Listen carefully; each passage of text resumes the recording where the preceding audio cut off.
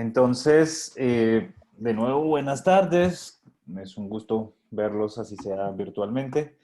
La vez pasada analizamos el capítulo 5 del libro de Bernard Williams, Verdad y Veracidad, que trataba sobre el concepto de sinceridad. Y hoy nos corresponde el siguiente capítulo, el capítulo 6, que trata sobre el concepto de precisión. Recuerden que sinceridad y precisión son para Bernard Williams las virtudes de la verdad.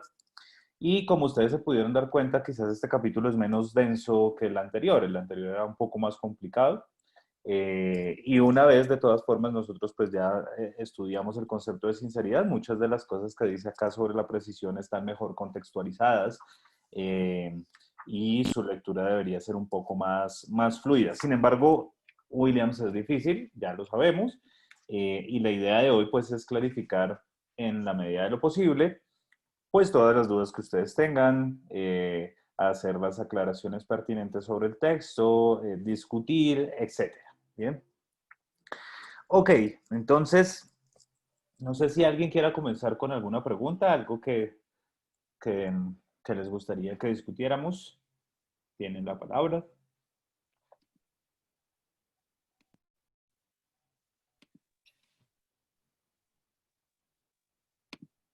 Bueno, entonces, si no es así, entonces comencemos. Luis Giovanni, ¿iba a decir algo, perdón? No, iba a decir que la parte cuando estaba leyendo lo de los métodos, pensé que iba a decir este es el método verdadero para llegar a la verdad y me quedé ahí como a la expectativa y no encontré el método. Ya. No, si alguien tiene el método para llegar a la verdad, siempre me dice cuál es, por favor, y lo patenta además, ¿no? Porque imagínense. Sí, pensé que iba a decir este es el método que estaba hablando de eso, ¿no? Claro. No, pues sí, bien. Eh, sí, uno se ilusiona, pero no. Williams es muy responsable con sus afirmaciones. Eh, Profe, no, yo sí tenía pues como una cuestión acá, una pregunta, y es pues en ese capítulo se nota que William se refiere mucho a Rorty. Entonces si me preguntas un poquito a qué textos específicos de Rorty se estaba refiriendo ahí el autor. ok, bien. Sí, a varios en realidad, pero ahorita los podemos rastrear. Pero, a ver, por ejemplo, es que, claro, con Rorty pasa que él tiene muchos ensayos que se compilan en libros, entonces, como acá solo sale el año de publicación, entonces hay que mirar bien a cuáles se está refiriendo. Pero, por ejemplo, el texto que leímos es uno de los textos a los que hace referencia, y hay algunos libros muy clásicos de Rorty que son a los cuales se está refiriendo Bernard Williams. Por ejemplo, hay uno que se llama Contingencia, Ironía y Solidaridad, otro que se llama Objetividad, Relativismo y Verdad, y otro que se llama Verdad y Progreso. Eh, sobre todo estos tres, pero estos tres son compilaciones de nuevo de ensayos de Rorty. Entonces hay que tener un poquito de olfato a veces para mirar el libro de Rorty y ver quizás cuál es el ensayo pertinente al respecto. ¿Listo? Pero ustedes ya saben cuál es la postura de Rorty sobre la verdad. Y es como la verdad realmente se reduce a la justificación y por lo tanto la verdad es pragmáticamente irrelevante y ya lo vamos a ver. Acá es muy interesante porque como en el caso de Susan Hack hay una confrontación directa entre los autores. Y al haber una confrontación directa entre los autores, pues uno tiene material para discutir y uno tiene material para trabajar un problema, etcétera, etcétera, porque ya la disputa está planteada. Bien, Rorty resulta ser el enemigo de todo el mundo. Igual que Nietzsche, solo que acá Nietzsche, si se dan cuenta, es el aliado, extrañamente, por lo que discutíamos la vez pasada, por la lectura que Bernard Williams tiene de Nietzsche. Pero Rorty es el enemigo de todos los demás que hemos leído, ¿no? Pues Frankfurt dice que el bullshit esencialmente es una despreocupación por la verdad. Y Rorty abiertamente dice que la verdad no importa. Entonces, pues claramente allí hay otra confrontación. Bien. Pero sí, esos son los textos, los que le acaba de decir, no sé si los alcanzó a copiar, pero yo luego se los puedo compartir si me escriben, por supuesto. ¿Listo? Vale, gracias, profe. Ok. ¿Alguna otra cosa antes de comenzar? El estudiante Elkin se excusa, profe, que le tocó trabajar hoy, no puede estar en la clase. Vale, no hay ningún inconveniente. Listo. Bien, entonces fíjense que al igual que en el capítulo anterior, pues acá Bernard Williams comienza haciendo alusión nuevamente al relato sobre el estado de naturaleza, que como vimos la vez anterior, el estado de naturaleza simplemente es un experimento mental que le permite a Bernard Williams tratar de deducir algunas cosas relativas a la verdad. Y en ese estado de naturaleza, dice Bernard Williams, es importante la capacidad de reflexión de las personas que están allí involucradas. Me parece que un elemento central eh, para que puedan establecerse unos primeros lazos, por ejemplo, de convivencia o lazos sociales, tiene que ver con la capacidad de reflexión. ¿Y que entendemos acá por la capacidad de reflexión? Un poco como la capacidad de leernos a nosotros mismos, como de analizar internamente qué es lo que está pasando con nosotros.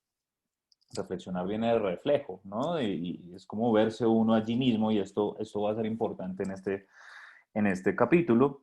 Y esa capacidad de reflexión, dice Bernard Williams, es mucho más profunda que simplemente una capacidad de reunir información fiable. Porque un satélite o un termómetro o cualquier aparato de medición, pues reúne información fiable, ¿no? Entonces un satélite nos da coordenadas, un GPS, un termómetro nos marca temperatura y registra información, y si el termómetro, el satélite o el GPS son buenos, pues la información es fiable. Sin embargo, uno no diría que el termómetro es reflexivo, o uno no diría que el satélite reflexionó bien, o uno no diría que el GPS también reflexiona adecuadamente. Entonces la reflexión va más allá simplemente de poseer una información fiable. La reflexión es algo más. Y esta reflexión tiene una incidencia muy importante, dice Bernard Williams, en el tipo de información que nosotros empezamos a decidir encontrar. Es decir, ustedes ven que allí hay una expresión que es la de la división del trabajo epistémico. La división del trabajo epistémico simplemente es, digamos, el escenario donde obviamente no todo el mundo sabe todo, o no todo el mundo investiga todo, ¿no? Sino que hay personas especializadas en ciertas áreas del conocimiento, y por lo tanto, pues un químico no necesariamente, pues lo puede hacer, pero no necesariamente se mete en cosas de física, o de matemática, o de filosofía, etcétera, etcétera, sino que este trabajo está dividido epistémicamente. Y en esa división del trabajo epistémico, la capacidad de reflexión es importante, porque a través de la capacidad de reflexión vamos a decidir qué es lo importante a la hora de investigar. Entonces empiezan a salir lo que Bernard Williams llama acá políticas de investigación. De hecho, son políticas de investigación que empiezan a decir qué es importante y qué es relevante a la hora de encontrar la verdad. Y entonces, cuando esto sucede, resulta que la verdad de la información se vuelve en el beneficio de la investigación. Entonces, y esto pasa infortunadamente todo el tiempo en nuestras universidades contemporáneas, y es que las investigaciones que se valoran pues son las que tienen algún tipo de retorno, ¿no? Entonces se habla de inversión en la investigación, y Bernard Williams dice, y esto es un término muy desafortunado para hablar de esto, porque acá la cuestión, al igual que en el caso de la confianza y de la sinceridad, empieza a verse desde un punto de vista reductivo o instrumental. Entonces la investigación es valiosa desde este punto de vista solo porque me sirve para. Y Bernard Williams, por supuesto, ustedes ya saben, no quiere una explicación así de esta nueva virtud que estamos tratando de desenmarañar, que es la precisión, sino que la verdad debería ser valiosa no solo porque me sirve para algunas cosas, sino que tengo que tener otro tipo de explicación acerca de la verdad, una explicación no utilitarista, una explicación sin reducción, como la llama Bernard Williams. Voy a leer en la página 128 este pasaje. Dice: también es cierto, y será una de las preocupaciones de este capítulo, que el interés por llegar a conocer la verdad puede alejarse mucho más de concepciones reductivas. La satisfacción de la curiosidad puede llegar a ser por sí misma la recompensa de la investigación, y no solo porque así se ejercite la práctica de indagar, o porque sea una exploración especulativa de cara a futuras necesidades prácticas. Entonces, en esa medida, fíjense que desde este punto de vista, investigar tendría valor no porque me sirva para otra cosa, No porque me sirva, por ejemplo, para desarrollar tecnología, no porque me sirva para ganar plata, no porque me sirva para lo que quiera, para hacer una investigación que me dé la vacuna del COVID. Eso es un valor instrumental y está muy bien. Pero la investigación es valiosa, dice Bernard Williams, por la misma satisfacción que se siente al investigar. Y ese es su valor no instrumental, su valor no reductivo. Si uno tiene acá un eco otra vez de un señor que aparece en toda la historia de la filosofía, que es Aristóteles. Entonces Aristóteles decía que, como lo veíamos, no recuerdo en una clase anterior, que pues el fin último de todas las acciones era la eudaimonía, y por allá en el libro 10 de la Ética Nicómaco él identifica la eudaimonía con la teoría, con la contemplación teórica. Y Aristóteles dice, esa contemplación teórica es la eudaimonía, la felicidad misma, porque no se busca por otra cosa.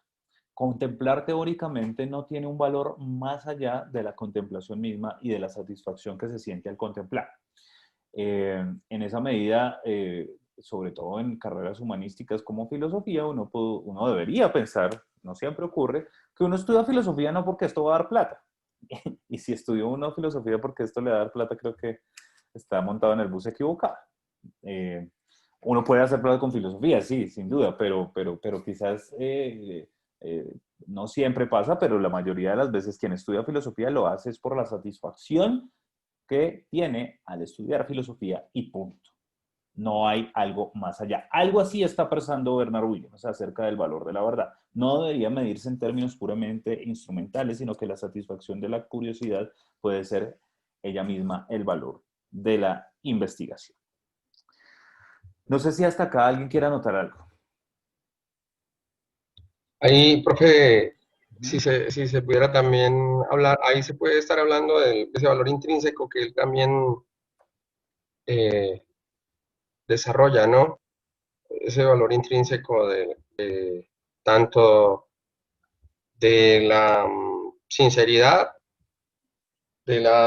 también de la precisión y de los agentes que están frente a ella, ¿no? Exactamente. Entonces, también es algo que él desarrolla. Exactamente, eso quiere decir el valor intrínseco, así como la vez pasada cuando analizábamos la sinceridad, que es una forma de la confianza en el discurso, recuerden, entonces decíamos que el valor de la sinceridad y de la confianza podía explicarse reductivamente, pero eso no satisfacía, digamos, cierta preocupación que tiene acá Williams. Lo mismo ocurre acá, y es que investigar, la precisión tiene que ver con la investigación, entonces investigar puede tener valores instrumentales, es decir, nos puede servir para muchas cosas. Por supuesto que investigar nos sirve para encontrar la cura del COVID y eso está muy bien. Pero el valor intrínseco, como dice José Fernando, es lo que da la explicación de la precisión como virtud de la verdad, no su valor instrumental. ¿Listo? Pueden ir de la mano, algo puede ser valioso instrumental e intrínsecamente, pero lo que quiere Williams es nuevamente una explicación del valor intrínseco, en este caso de la precisión. Y por valor intrínseco, recuerden, no es que es valiosa porque sí, sino que esto va acompañado de otras cosas. Bien. Ok. A continuación, Bernard Williams nos Profe, dice... yo sí quería, pues antes de avanzar, pues, es que yo cuando, bueno, ahorita que usted lo vuelve a nombrar, a mí sí me causa curiosidad como esa vuelta a Aristóteles que hace Bernard Williams por una razón, y es que, bueno, pues, estas ideas acerca de la virtud aristotélica, pues, son, digamos, teorías muy bonitas y eso, pero yo estaba pensando si realmente pongamos el caso de alguien que es contratado para trabajar en un centro de investigación en una universidad, si realmente esa persona como investigador en algún caso se podría identificar con esta cuestión. Es decir, yo siento, bueno, pues no sé si es solo desde mi experiencia, pero realmente investigar no es que sea algo así que sea como agradable, es decir, también implica un trabajo, un esfuerzo, y yo siento que acá en esta cuestión como que un fin en sí mismo es como si se estuviera disfrutando. Uno puede yo creo que tal vez disfrutar el resultado, el llegar a la verdad, pero acá Williams creo que está diciendo que se disfruta ese hecho de estar investigando y no sé qué tan aplicable sea eso. No sé si me hago entender.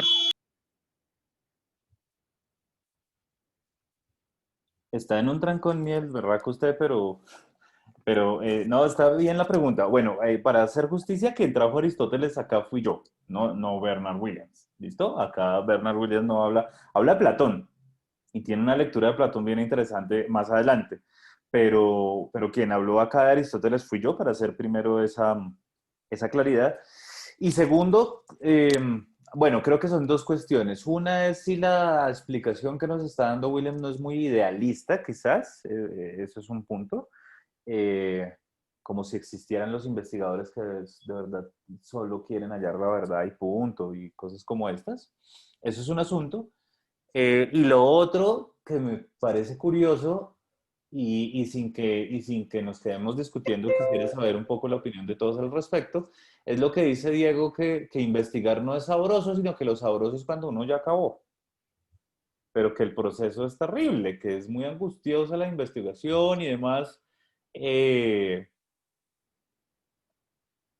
bueno, no sé qué piensan ustedes. Claro, la apuesta de Williams es efectivamente que es el proceso mismo de la investigación el que resulta satisfactorio. Y yo en eso estoy de acuerdo con Williams. O sea, a mí me gusta, no sé si sea masoquismo, pero tratar de entender algo, por supuesto que es complicado y es difícil, pero esa dificultad se puede disfrutar. Pero no sé qué piensan ustedes. Rápidamente, sin que nos quedemos discutiendo en eso. ¿Quién quiere dar su opinión? Pues yo incluso en el momento en que leía este tema de los deseos y los anhelos y cómo pues también eso mediaba en el tema de la búsqueda de la verdad, llegué a pensar en Spinoza en El amor intelectual is dead, ¿no? También, Ujú. o sea, pues se me hizo, pues no sé si el hombre también estuviera pensando en eso, pero sí pasó por mi cabeza y efectivamente pues sí se me asemejaba a una suerte de placer en la búsqueda de la verdad, ¿no? Sí, es verdad, también se parece y de hecho creo que esto yo lo había nombrado y yo nunca les mandé ese texto, pero es que ustedes no me acuerdan. El otro texto de Harry Frankfurt que se llama Sobre la verdad es un texto basado en Spinoza y en esto que Andrei está trayendo a colación, donde efectivamente digamos, la satisfacción de un deseo epistémico, llamémoslo así, es como lo máximo, como una cosa y además de la cual no podemos prescindir, según Harry Frankfurt, según Spinoza. Eh, Pero bueno, sí, no sé. En ese caso creo que como lo está viendo Diego, lo está viendo como Bernard Williams no lo quiere ver. No quiere decir que esté mal, simplemente quiere decir que usted no está de acuerdo con Williams, pero como lo ve Diego es, no, pues a mí sí me gusta es el valor instrumental de la investigación, llegar al Sí, resultado. sí, precisamente ahorita recordando el texto, aunque eso ya está, creo que en la sección final, ya después de que Williams habla sobre Platón, hace referencia, digamos, a que un investigador, un científico, puede que haga las cosas con un fin instrumental y que esto no está mal. ¿Mm? Uh -huh, uh -huh. Acá yo siento que hasta Williams estaría un poco de acuerdo con, no sé si con lo que yo estoy planteando, es que efectivamente lo que uno busca de pronto cuando, cuando uno entra a una carrera como filosofía, como antropología, uno en cierto modo quiere como, no sé, como reconocimiento de algún tipo.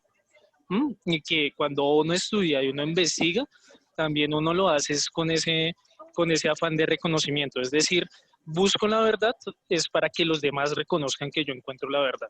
En ese punto, digamos, yo sí estaría más de acuerdo con Williams que en este primer momento que lo expone. Sí, porque es que la verdad a mí sí no sé, a mí me cuesta creer, bueno, pues de pronto Spinoza también lo dijo, pero es que a mí sí me cuesta creer que uno haga las cosas tan desinteresadamente como sin sí, como sin pensar en esa utilidad o en ese beneficio que yo voy a obtener de eso, que, Uh bueno, -huh. no sé, hablar de beneficio en filosofía, como usted lo nombraba, a veces es muy complicado, y más de un beneficio práctico. Sí, pero bien, ahí Diego se me adelantó a lo que yo iba a decir a continuación, efectivamente, y es que, claro, ustedes se dan cuenta que, así como en el caso de la sinceridad, eh, pues Bernard Williams no es un moralista extremo. En el caso de la sinceridad, recuerden que Bernard Williams termina diciendo, no, venga, es que mentir en algunos momentos está bien. acá lo que ha pasado en la historia de la filosofía es que se ha exaltado pues a la sinceridad, a un tipo de sinceridad muy limitada, como si fuera solo opuesta a la mentira. Recuerden que eso es todo el capítulo anterior. Y esto hace que entonces haya todos estos engaños por implicatura del que nos hablaba antes, y que Kant llegue a decir cosas como, bueno, no puede mentir porque eso viola el imperativo categórico, entonces engañe de alguna manera o mire a ver cómo sondea la cosa, y al final pues Bernard Williams dice, no, pues es que como el ejemplo que poníamos, a veces si una persona con Alzheimer no se acuerda que su hijo está muerto, pues decirle la verdad quizás sea muy malo. Quizás ahí lo bueno sea mentir. Al menos por un rato puede hacer feliz a esta persona. Y ya. Y lo mismo pasa en el caso efectivamente de la precisión. Él dice, él pone un ejemplo de una de las personas que descubre el ADN. Tiene unas motivaciones tremendamente, tenían todo menos de puro estas motivaciones, ¿no? Entonces tenían que ver efectivamente como con reconocimiento, con una serie de cosas. Y eso pues está bien siempre y cuando la investigación se haga de una determinada manera, es lo que va a decir Williams. Y hay que ver cómo. Para eso está la virtud de la precisión, que nos explica cómo es, en términos de Susan Haack, una investigación genuina, por ejemplo. ¿Bien? Pero eso es importante lo que acaba de decir Diego. Bien. Ok, bueno, entonces, ya que estamos hablando de la investigación en esos términos, pues William nos comienza a decir que la investigación tiene dos tipos de obstáculos. Unos obstáculos externos y unos obstáculos internos. Voy a leer acá rápidamente. La noción de inversión en investigación y otras nociones de estrategias de investigación relacionadas con ella conllevan la idea de que la investigación se topará con obstáculos, por supuesto, que era lo que decía Diego, investigar es difícil, hay obstáculos. Y hay tanto obstáculos internos como obstáculos externos para el descubrimiento de la verdad. Pero incluso, ojo con esto, pero incluso los obstáculos externos tienen una representación interna y comportan actitudes también internas para lidiar con ellos. Es decir, aunque hay obstáculos internos y externos que me impiden llegar a la verdad, los obstáculos externos se vuelven obstáculos en tanto yo soy consciente de que son obstáculos. Esto es en tanto que me los he representado internamente. Entonces, aunque son obstáculos externos, yo me los represento internamente, y esto va a ser muy importante. ¿Listo? He aquí la razón principal de por qué la precisión puede estudiarse con propiedad como una virtud y no sencillamente como una disposición a recoger información fiable.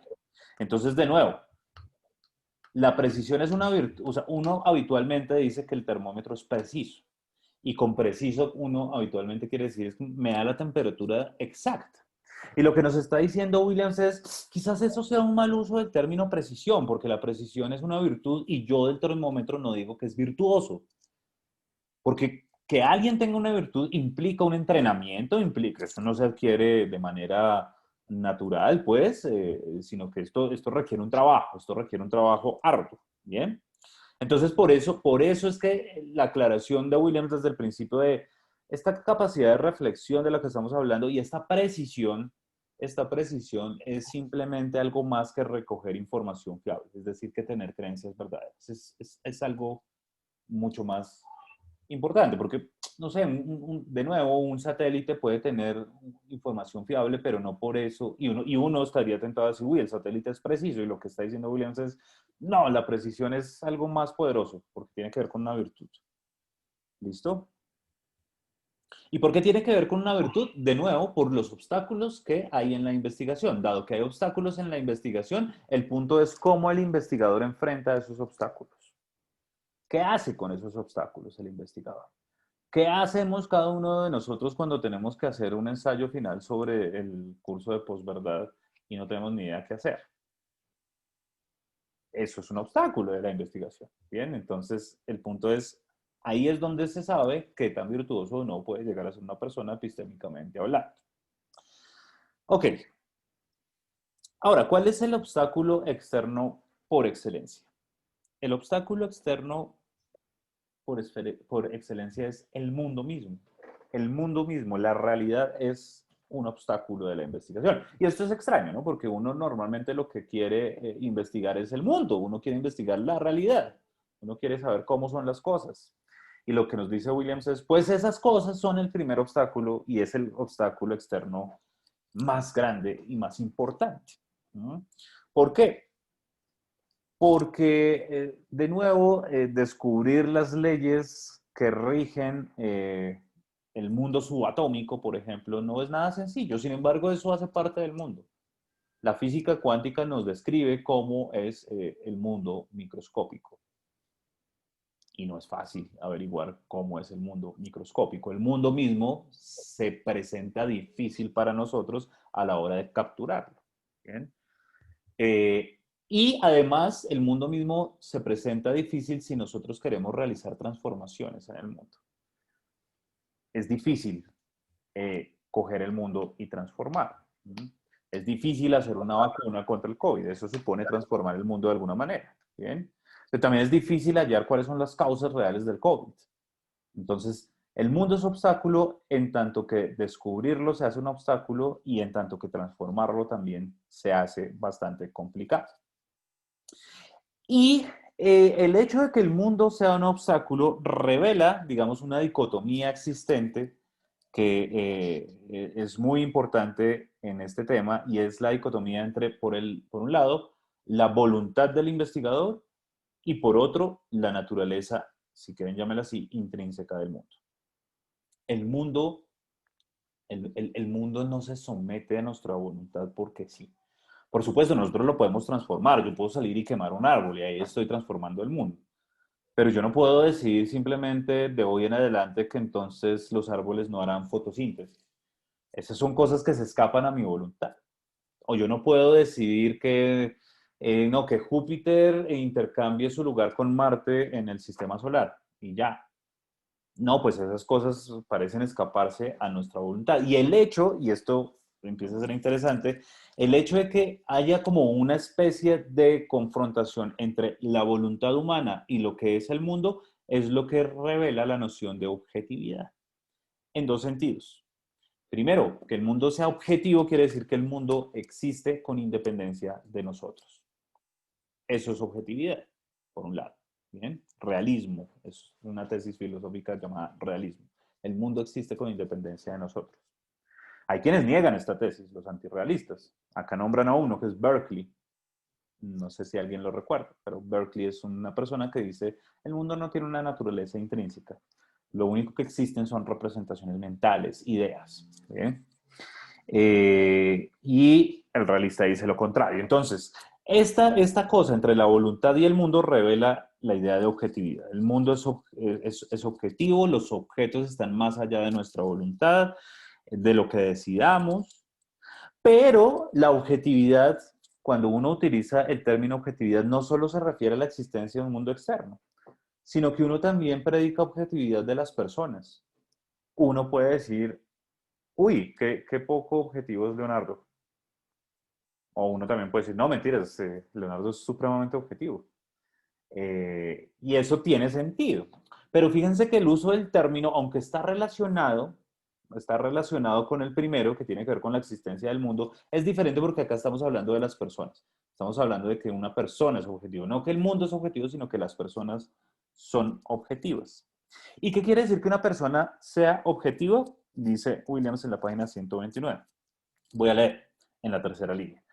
Además, existe otra acepción de objetividad según la cual esta es una virtud de los investigadores y en este sentido está vinculada más bien a obstáculos internos al descubrimiento y la creencia verdadera. Entonces, primero, fíjense que cuando hablamos de objetividad del mundo, nos referimos a los obstáculos externos. El mundo mismo, dado que es objetivo, es un obstáculo para mí a la hora de investigar. Me es difícil capturar cuál es la esencia del mundo, me es difícil saber cuál es la estructura del ADN, me es difícil saber cuáles son las leyes químicas que rigen los cambios de la materia, etc. Eso es difícil averiguar. ¿Bien? Pero por el otro lado, cuando hablamos de objetividad, ya no en términos de que el mundo es objetivo, sino que somos nosotros los que somos objetivos, entonces ya no estamos hablando de los obstáculos externos, sino de los obstáculos internos. ¿Y por qué internos? ¿Cuáles son esos obstáculos internos? Fíjense que son obstáculos para descubrir creencias verdaderas, dice Bernard Ruinas. La persecución consciente de la verdad requiere resistirse a cosas como el autoengaño y el pensamiento desiderativo. Y un componente de la virtud de la precisión, que una vez más lo es porque se trata de una virtud y no solo de una disposición de fiabilidad, consiste en las destrezas y actitudes que se resisten al principio de placer en todas sus formas, que van desde una gran necesidad de creer lo que resulta agradable hasta la simple y llana pereza de contrastar las propias investigaciones. Entonces, ¿qué nos está diciendo Williams acá? Hay dos obstáculos de la investigación. El obstáculo externo, que es el mundo, y el obstáculo interno, que somos nosotros mismos. Nosotros mismos somos un terrible obstáculo para llegar a la verdad. Cada uno de nosotros se vuelve una persona que se puede autoengañar, que puede tener pensamiento desiderativo, que puede ser perezoso epistémicamente hablando y que se puede conformar con resultados superficiales. Y eso creo que todos lo hemos sentido alguna vez, ¿no? Y entonces, eh, pongámonos como ejemplo los filósofos. No, pues tengo que escribir un ensayo. Ah, bueno, pero yo creo que con esto ya basta y ahí yo ya me saco una buena nota. Pues esto es pereza epistémica, porque acá nosotros estamos siendo el obstáculo para alcanzar una verdad que puede ser mucho más importante, ¿no?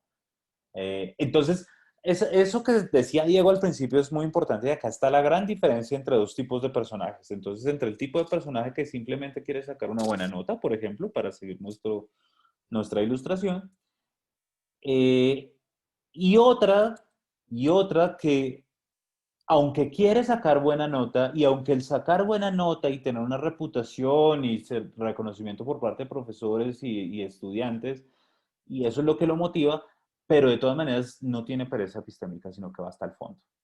A ese segundo, Williams le dice, todo bien, usted es como el señor que descubrió el ADN. Puede tener una serie de motivaciones que para muchos serán no santas, pero si usted es objetivo en el sentido de no se autoengaña, no incurre en pensamiento desiderativo, no hay ningún problema. Perfecto. Entonces ahí está la diferencia entre los dos personajes, Diego, para que usted la note. Bien. Bueno, ¿qué es el pensamiento desiderativo? ¿Quién me dice, por favor? ¿Alguien tiene idea? No, pues qué pena seguir yo hablando, pues si mal no recuerdo el pensamiento desiderativo, es, pues yo lo entendí así, como esa capa, como todos esos deseos con los que vive la persona, es decir, y cómo ello afecta en la precisión que pueda tener la persona. Y pues Williams va a decir que hay que ponerle como un límite a esa cuestión desiderativa eh, que que permite contrastar esto con la realidad. Es decir, acá sigue funcionando un poquito lo que usted mencionaba anteriormente, y es precisamente que no es posible que todo lo que yo quiera sea una creencia, ¿sí? Y si mal no recuerdo, Williams decía que el pensamiento desiderativo lleva a eso, a pensar que los deseos pueden ser creencias. Sí, Creo que sí. era eso. Sí, sí, va por ahí, perfecto. Desiderativo tiene que ver con el deseo, efectivamente. Algo desiderativo es algo relativo al deseo. Entonces, cuando hablamos de pensamiento desiderativo, es un pensamiento que se está guiando por el deseo y no por el mundo.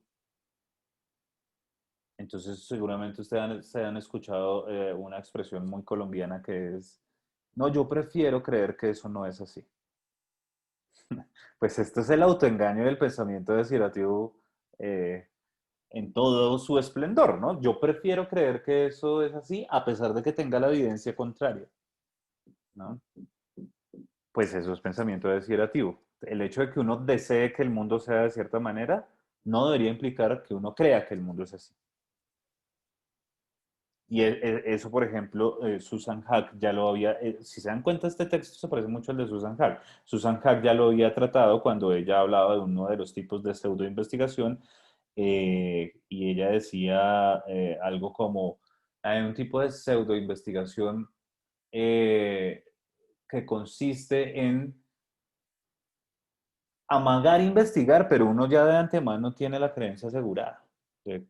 Y eso en el fondo es pensamiento de decir a tú, yo deseo que eso sea verdad, entonces hago las cosas que haga para amagar investigar. Ese es el pensamiento desiderativo.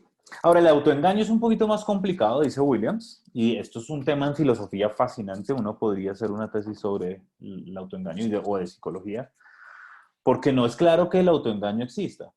Hay muchos pensadores que piensan que el autoengaño que el autoengaño no es posible. ¿Cómo uno se engaña a sí mismo? Eso es un poco extraño.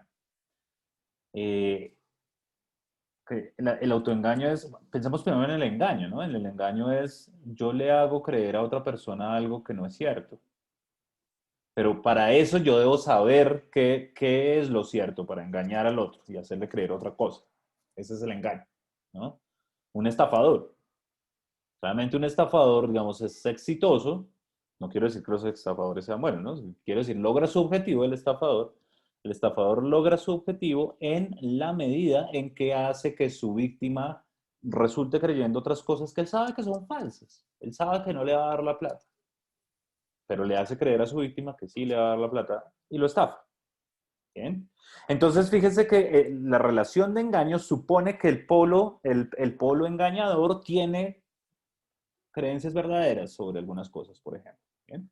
Entonces, en el caso del autoengaño, pues esto ya es muy extraño porque el engañador y el engañado son uno y el mismo. Entonces, ¿cómo puede operar un engaño con uno mismo? Eso es todo un lío. Eso es todo un lío. ¿Cómo yo me puedo engañar sobre algo? Es un poco raro. Leamos lo que dice Williams. Aquí aparece una consideración relevante, estoy en la 129, respecto a las formas en que deberíamos concebir esta forma de engaño. Un problema bien conocido es si lo que se llama autoengaño puede considerarse realmente una especie de engaño, puesto que el engaño normal implica que el engañador sepa cosas que la víctima no conoce, incluyendo su propia intención engañosa. Y eso es muy importante, claro, el estafador conoce sus propias intenciones de ir a engañar, ¿bien? Que el otro desconoce, por supuesto. ¿Cómo puede una misma persona ser a la vez engañador y víctima? Eso es lo raro. Por eso muchos teóricos dicen el autoengaño no es posible. Y ahí sale todo un seminario. Pero bueno, supongamos que el autoengaño existe. Vamos a asumir, dice Williams, que el autoengaño existe. Hay mil líos filosóficos y psicológicos sobre el autoengaño, pero supongamos que es posible el autoengaño, que nosotros nos podemos engañar a nosotros mismos, ¿no? Voy a dejar de fumar, voy a dejar de tomar, voy a dejar de hacer tal cosa. Eso es una especie de autoengaño. No voy a procrastinar más. Eso es autoengaño. ¿Listo? Bien, supongamos que eso existe. Ahora bien, ¿cuál es el lío del autoengaño? ¿Por qué el autoengaño estaría mal? ¿O el autoengaño estaría bien? No, todo el mundo parece pensar que el autoengaño es una especie de vicio, algo que debería evitarse. ¿Por qué? ¿Qué es lo malo del autoengaño? Entonces, otra vez haciendo la analogía con el engaño normal, en el engaño normal lo que nos parece malo radica en el polo del engañador. O sea, el engañador se aprovechó y el engañador está muy mal. En el caso del autoengaño aparece algo muy importante y es que quizás acá el polo más importante no es el polo engañador, sino el polo engañado. Es uno y el mismo, recuerden. El engañador y la víctima son uno y el mismo. Pero lo que está diciendo Williams acá es que en el caso del autoengaño la responsabilidad la tiene el polo engañado, el polo que es víctima, porque no es lo suficientemente resistente contra este deseo de autoengañar, contra el pensamiento desiderativo, por ejemplo. Entonces, como que el investigador tiene que tener la fortaleza de no sucumbir ante fenómenos como el pensamiento desiderativo o como el autoengaño. Debe protegerse. Sigo leyendo. Pero si nos fijamos en el funcionamiento interpersonal más común del engaño, sabemos que cuando hay engañadores cerca, tratar de llevarlos a un comportamiento mejor no es el único objetivo relevante que podemos proponernos. Por lo menos tan importante como eso es mejorar la cautela de las personas que pueden ser engañadas. ¿Sí? Como la mamá diciéndole a uno, oiga, no sea bobo, tenga cuidado, ¿sí? No se deje engañar. Y es posible que esto sea incluso más importante, sobre todo si sospechamos que alguno de los engañadores es incorregible.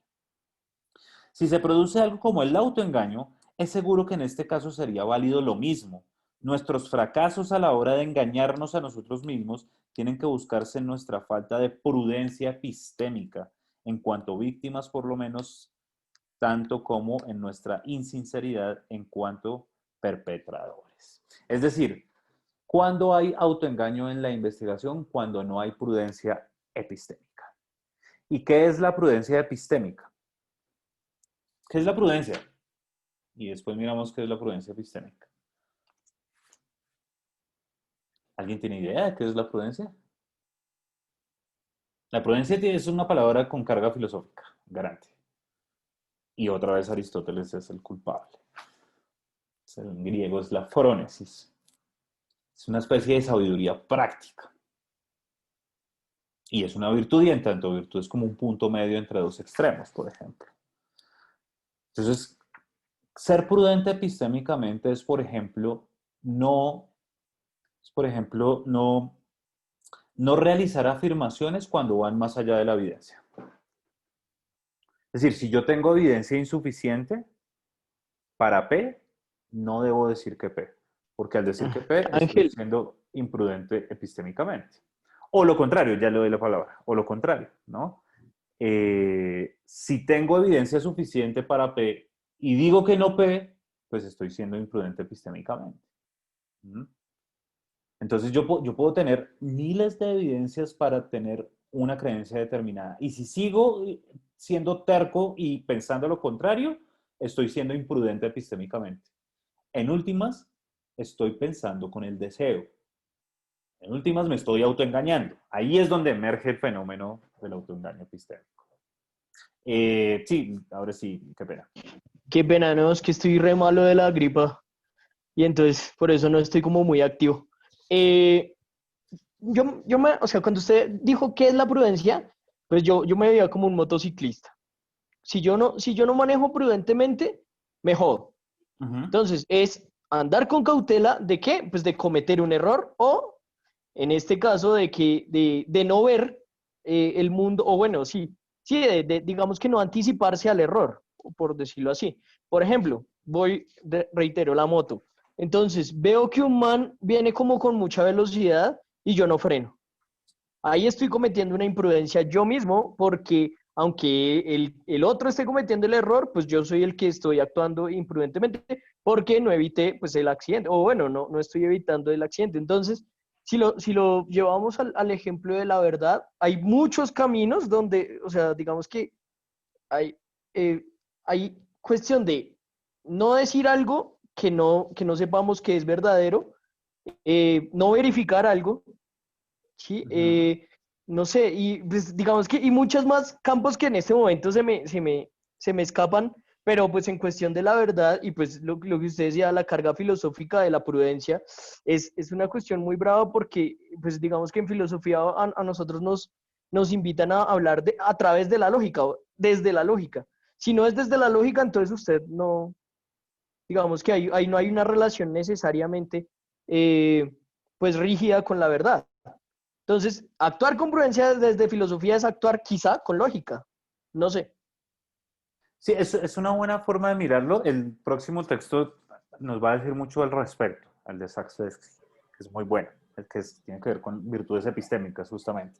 Pero claro, digamos, una forma de decirlo, una forma más bien de ser prudente epistémico es atenerse a las reglas de la lógica, efectivamente. Ahora, no siempre funciona, ¿no? Recuerden las implicaturas. Las implicaturas pues, nos dicen, no, pues esto no se sigue lógicamente, pero es aceptable que uno realice ciertas suposiciones en ciertos contextos, pero bueno.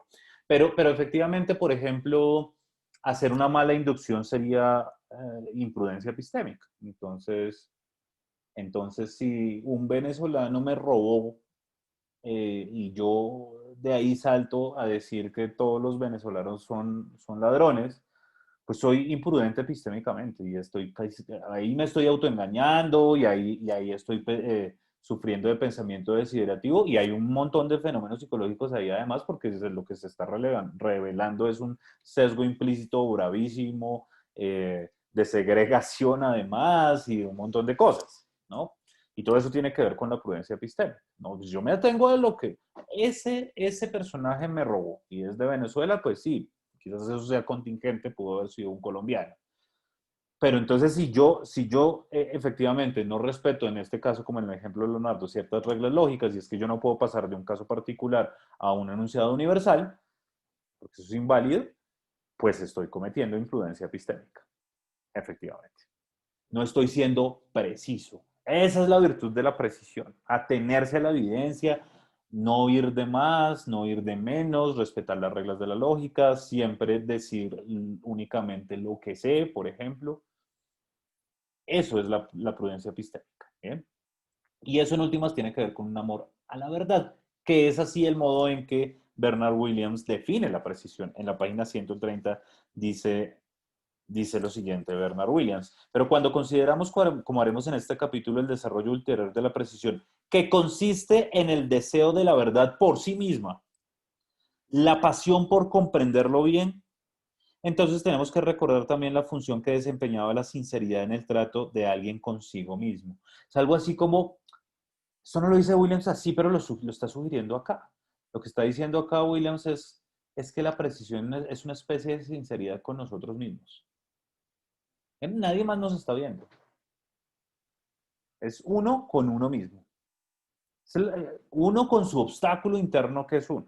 Recuerda, el obstáculo externo es el mundo, pero uno interioriza ese obstáculo externo. Uno tiene una representación del mundo. Entonces todo se hace interno acá. Esto es bien curioso. Fíjense, la sinceridad es interpersonal, es intersubjetiva. ¿Sí? Cuando veíamos hace 8 días la sinceridad es como no causar creencias falsas en el otro, sea a través de la mentira o de otros tipos de engaños por implicaturas. Eso, la sinceridad siempre está el otro, pero en la precisión solo estamos presentes nosotros. O sea, nosotros mismos somos los que evitamos llegar a la verdad. La precisión consiste en un amor por la verdad en sí misma. Y ese amor por la verdad en sí misma está atravesado, evidentemente, por superar el obstáculo interno, y el obstáculo interno es pensamiento desiderativo, pereza epistémica, autoengaño, facilismo, superficialidad, etcétera, etcétera. ¿Bien? Conectándolos con los problemas que hemos venido tratando, entonces piensen en una persona que tiene algunos ideales políticos cualesquiera, digamos, sí, cualesquiera, y entonces simplemente por perseguir esos ideales políticos empieza a hacer afirmaciones de las cuales él no tiene ninguna evidencia. Entonces estamos hablando con un primo uribista, y entonces el primo uribista empieza a decir, pero es que no, pues es que el glifosato no causa cáncer, acá lo que hay que echar es glifosato por todo lado. Oye, ¿cuál es la evidencia que esta persona tiene para decir que el glifosato no causa cáncer? Esta persona es imprecisa y esta persona no ama la verdad. Y dado que no ama la verdad, entonces es una persona que sufre de imprudencia epistémica. Simplemente porque le conviene creer eso. ¿Por qué le conviene creer eso? Porque el grupo político al que pertenece quiere creer eso, en últimas. Y esa es otra forma de leer el fenómeno de la posverdad. Estos son los famosos hechos alternativos. En últimas, creemos lo que se nos da la gana y ya. Estas personas, por supuesto, pues no tienen ningún amor por la verdad y tienen todo menos precisión. Entonces, de nuevo, precisión no es solo tener información verdadera, es una virtud que consiste un poco en superarnos a nosotros mismos como obstáculos. ¿Bien? Ok, preguntas hasta este punto. ¿Diego? No, bueno, uno leyendo a Williams, sí siente que él ya se está dirigiendo hacia un método que él considera que es el que hay, bueno, que hay métodos buenos y malos para llegar a la verdad. Entonces, Sí. no sé si eso todavía entra al caso, porque obviamente la prudencia tendría que ver con la escogencia de ese método. Sí. Pero yo veo acá un problema, y precisamente remitiéndonos a las ciencias humanas, y es que acá, y bueno, él lo va a tener en cuenta al final del libro, pero sí es un problema que como que atraviesa toda esta cuestión, y es precisamente que hay una diversidad de enfoques para tratar un mismo asunto, y que a veces son hasta contradictorios los resultados de, por decirlo de algún modo, una escuela de pensamiento a otra. Yo siento que este señor Williams se atrevería a decir que la fenomenología, o no sé si voy muy lejos, que la fenomenología, la hermenéutica, el psicoanálisis, todo eso eh, que pueda ser visto como algo que no tiene una base, un raigambre desde la lógica, desde cierta perspectiva de la filosofía, serían métodos falsos, o sea, métodos falsos, pero ahí yo no, ahí en esta cuestión obviamente este señor Williams trata de llegar a darnos como algo, él dice algo así como que decir la verdad es como decir cosas plausibles, ¿sí? Pero Ujú. ¿quién viene a decir qué es lo plausible, qué no es lo plausible cuando estoy afirmando, no sé, algún problema acerca de alguna cuestión psicológica? ¿Mm? Ok. Bueno, otra vez son muchas cosas y varias bien interesantes. Entonces, lo primero es que creo que está hilando fino. Acá Williams no tiene nada contra estos sujetos pobres, eh, psicoanalistas, fenomenólogos. No, él no, pues, él es un nichiano, de hecho.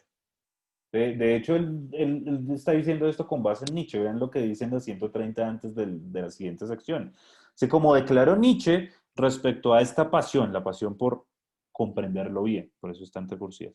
Dice Nietzsche, lo está citando a Nietzsche, esto es de la Galla Ciencia. Y con esto nos encontramos en el terreno de la moral, queriendo decir precisamente que insistir en comprender algo bien puede ser cuestión de conciencia, de honor o de respeto hacia uno mismo, que eso es algo que ustedes saben que Nietzsche valora mucho, ¿no? Y es el respeto que la persona tiene por él mismo, de no, de no autosocavarse, sino que por el contrario, fomentar la dignidad propia. Y entonces tratar de comprender bien un asunto, Nietzsche lo conecta justamente con esa búsqueda, digamos, de respeto hacia uno mismo.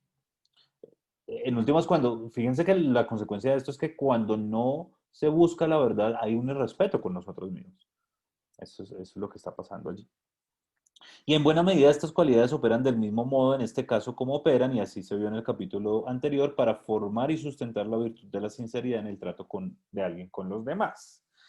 Eh, Recuerden que el concepto de veracidad justamente también lo está extrayendo Bernard Williams de Nietzsche. Ahora bien, me parece interesante lo que dice Diego y es, oye, ¿qué hacemos con las humanidades? Con las humanidades un montón de cosas. Ya nos vamos a meter en lo de los métodos y ahí vamos a agarrar el toro por los cuernos. Pero en las humanidades hay como un montón de perspectivas sobre un mismo asunto y muchas veces contradictorias entre sí. Y hay uno que hace. Hay uno que hace. Yo me atrevo a decir que lo que cree Williams es, evidentemente puede haber momentos históricos en la investigación sobre algún asunto que sean vistos desde diversas perspectivas incompatibles entre sí, y de hecho así funciona la ciencia. La ciencia suele funcionar así, no solo las ciencias naturales, sino las ciencias humanas funcionan de la misma manera. Sobre un mismo asunto puede haber diversas hipótesis contradictorias entre sí. Y hay áreas del conocimiento donde eso se hace más evidente, como en las humanidades. Pero esto no implica, creo, que diría Williams, que quienes hagan humanidades o quienes tengan una hipótesis contraria a otra hipótesis en cualquier campo del conocimiento, pues estén descuidando la virtud de la precisión. Porque la virtud de la precisión es, no importa cuál es la perspectiva, digámoslo así, que usted tenga, el punto es si usted dentro de esa perspectiva de investigación tiene amor a la verdad o no. Si usted está echando carreta, pues usted no tiene amor a la verdad. Eso es bullshit. O está engañando, o simplemente está haciendo investigación para ganar plata, o yo qué sé, ¿bien? Pero, como decía Susan Hack, puede haber investigadores genuinos a pesar de que no lleguen a la verdad. Puede haber un investigador que tenga la virtud de la precisión y sin embargo no llegar a la verdad. Por eso ser preciso no es igual a tener creencias verdaderas. Ser preciso es tener la honestidad intelectual en términos de Hack de no dejarse engañar por uno mismo. Pero metámonos en los métodos y tengamos la pregunta de Diego ahí que está interesante. Para Bernard Williams hay dos elementos de la virtud de la precisión. Uno tiene que ver con la voluntad del investigador. Evidentemente la voluntad férrea perdón que haga referencia mucho a Susan Hack, pero es que se me parecen mucho estos dos textos que analizamos, de seguir la evidencia hasta donde ella nos la permita. Eso es una cuestión de voluntad, ¿bien? Pero hay otra cosa y son los métodos. Alguien puede tener mucha voluntad, pero si ha escogido malos métodos, entonces puede tener un problema. Dice Williams 130-131. El otro aspecto de la precisión tiene que ver con los métodos que el investigador emplea. Por supuesto, ambos aspectos están interrelacionados. Eso es importante. Es decir, que quien tiene buena voluntad epistémica seguramente va a adquirir buenos métodos. Porque las dos cosas están interrelacionadas. O sea, evidentemente, si tengo un investigador con una voluntad férrea, pues seguramente va a tratar de adquirir los mejores medios para llegar a la verdad. Entonces va a tener los mejores métodos. Podemos sentirnos tentados a llamar a una virtud precisión solo en relación con el primer tipo de factor, ¿no? Con el de la voluntad. Pero sería un error. En la medida en que valoramos, elogiamos o cultivamos, la precisión se supone que es efectiva y tener esto en cuenta debe comportar un interés en los métodos del investigador. Bien. Entonces, pues es mejor la psicología que la astrología. Si yo quiero tener, no sé, una vida más tranquila en mi familia o lo que sea, o tengo algunas dificultades sociales y demás, pues es más razonable utilizar métodos de terapia psicológica que ir a donde un brujo, quizás, ¿no? Y en esa medida, quien va donde el brujo es una persona que quizás no ama la verdad. O bueno, a veces puede pasar que no tenga los medios suficientes para darse cuenta que es un mal método, eso también puede pasar. Pero si alguien sabe que la astrología no está basada en evidencia seria, pues ir al astrólogo no tiene demasiado sentido. Es mejor un buen psicólogo que Walter Mercado, siempre.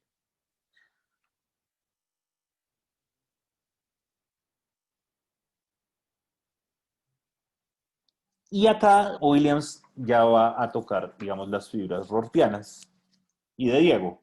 Y pues los buenos métodos son los que son adquisidores de la verdad. Es decir, ¿cómo sé cuándo un método es malo y cuándo un método es bueno? Básicamente, el método malo me genera aleatoriamente creencias verdaderas, falsas. Mientras que el método bueno seguramente me da, por lo general, creencias verdaderas. Existen métodos que conducen a la verdad y otros que no. Y obviamente acá sale Rorty. Y Rorty dice, esa vaina yo no me la voy a tragar entero porque la verdad es una cosa metafísica inaccesible.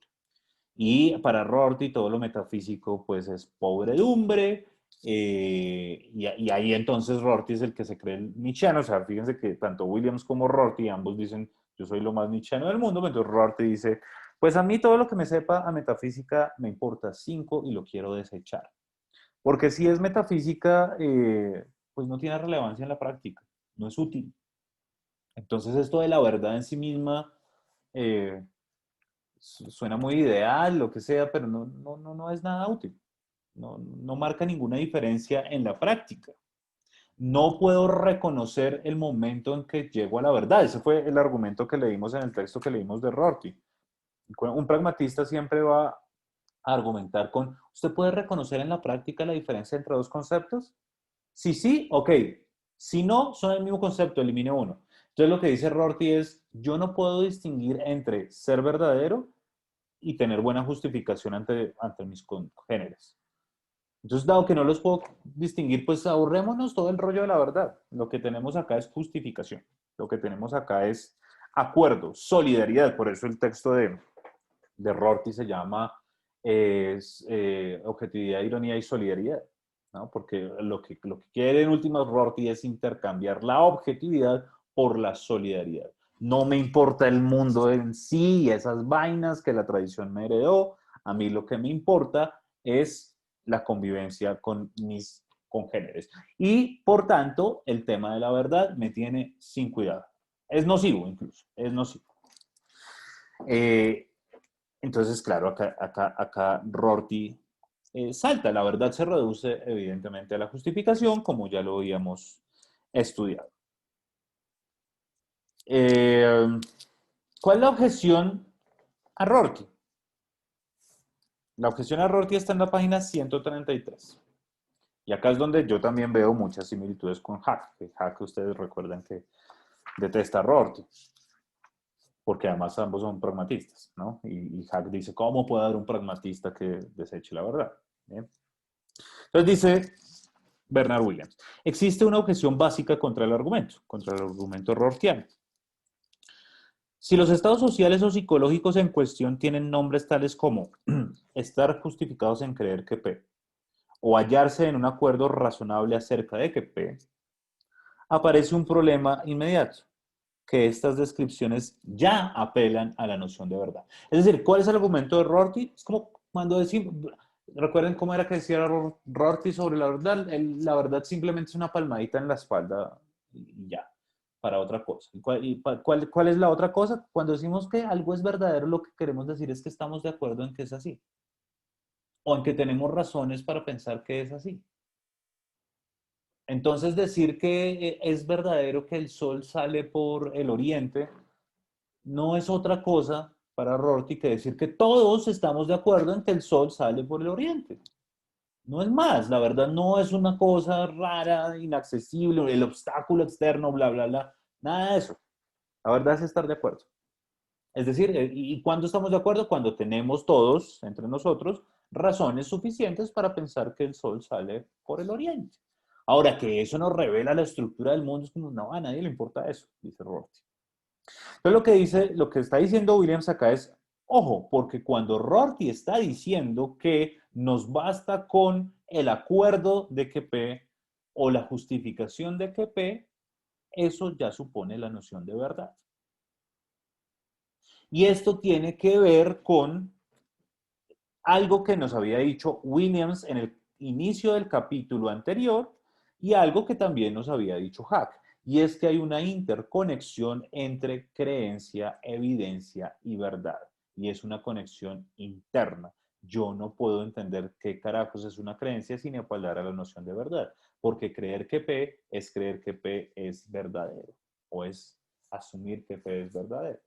O decir que tengo evidencia de que P es decir que tengo razones a favor de la verdad de P. Entonces yo no puedo separar, no puedo desligar el concepto de verdad del de justificación, ni el de acuerdo. Cuando decimos que estamos de acuerdo en que el sol sale por el oriente, es que todos pensamos que es verdad que el sol sale por el oriente. Entonces no me venga Rorty, dirá Bernard Williams, acá a meterme gato por liebre. Acá la noción de verdad, si usted la quiera quitar, sigue estando presente. No puede eliminar la noción de verdad. Y si usted se basa en la noción de justificación para explicarlo todo, pues sepa Rorty, le va a decir Bernard Williams, que cuando decimos que algo está justificado, lo que queremos decir es que tenemos razones para pensar que eso es verdad. Entonces no podemos quitarnos el concepto de verdad. Esa es la respuesta de Bernard Williams a Rorty. Bien.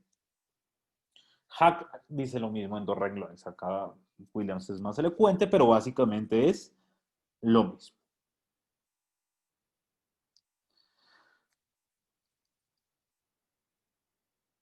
Ahora, acá, y ojo Diego, que preguntó sobre esto, acá entonces Williams hace algo que es filosóficamente interesante y es darle a Rorty el rol de quien tiene la carga de la prueba. Y es decir, lo siguiente es, señor Rorty, si usted dice que la verdad es irrelevante, entonces es usted, Rorty, el que debe decirme cómo usted diferencia entre buenos y malos métodos. Porque Rorty no niega que haya métodos. Rorty, sí, hay métodos. No hay uno solo, hay métodos.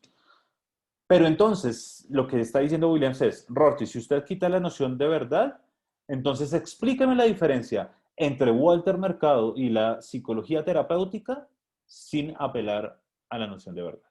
Hágale. Y lo que sospecha Williams es, no va a poder, porque es que yo defino un buen método en términos de porque me genera más creencias verdaderas que falsas. Un método es mejor que otro si me genera más creencias verdaderas. La psicología terapéutica, la psicología en general, es mejor que Walter Mercado porque me da visiones más acertadas sobre cómo es el mundo. No porque estemos de acuerdo en que la psicología es chévere o algo por el estilo. Necesitamos apelar a la verdad para hacer la distinción entre buenos y malos métodos. Entonces, fíjese que acá Williams le estará devolviendo la pelota a Rorty y a la pregunta de Diego, porque lo que está diciendo Williams es, vea, yo tengo una manera para identificar cuándo un método es mejor que otro. Y esa manera es bajo el criterio de verdad. Pero si alguien niega la existencia de la verdad, entonces es ese alguien quien debe explicarme si hay buenos y malos métodos o si todos los métodos son iguales. Y si todos los métodos son iguales, pues el problema es que todo se vuelve trivial y entonces Walter Mercado es tan sabio como Einstein. Y creo que nadie aceptaría que Walter Mercado sea tan sabio como Einstein. Por eso, Williams acá es muy astuto y Williams dice, los pragmatistas, cuando él habla de los pragmatistas realmente está queriendo decir los rortianos, porque hay varias clases de pragmatistas. Entonces lo que está diciendo acá Williams es, pues estos pragmatistas caen en su propio, en el mismo terreno que ellos quieren evitar y superar, y es el escepticismo. Un pragmatista como Rorty dice, el problema del escepticismo es un pseudo problema, y es un pseudo problema porque se basa justamente en la noción de objetividad, y entonces yo no sé cómo es el mundo, y ahí se me abre la brecha entre lo que yo pienso que es el mundo y cómo es el mundo, entonces el escéptico es un tonto, porque no es pragmatista, el escepticismo no sirve para nada, nadie realmente, y lo que está diciendo Williams es, listo, yo estoy de acuerdo con usted en que el escepticismo es una boleta, pero usted, Rorty, está siendo un escéptico. Y usted, Rorty, está siendo un escéptico porque usted no me distingue entre buenos y malos métodos.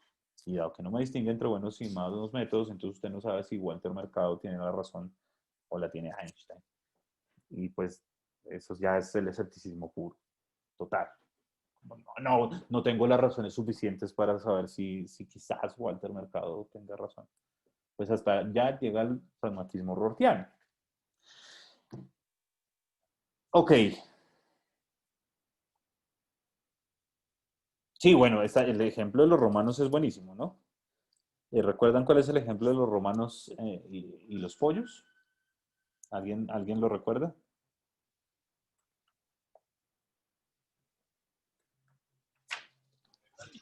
No, yo sí lo recuerdo, pero es que me da pena No, poder hablar a tranquilo. mis compañeros.